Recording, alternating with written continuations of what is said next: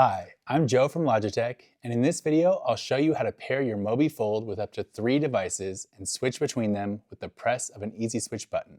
Press and hold the Easy Switch button until the LED blinks. To pair a second device, short press the Easy Switch button to get to channel 2. Then long press the button for 3 seconds until the LED begins to blink rapidly. Repeat the same for a third device using channel 3. Now you can seamlessly switch between your laptop, tablet, and phone with just a tap of the Easy Switch button on your Mobi Fold. Personally, I like to have my Mobi Fold Easy Switch channel 1 connected to my laptop and channel 2 for my iPad for when I'm on the go.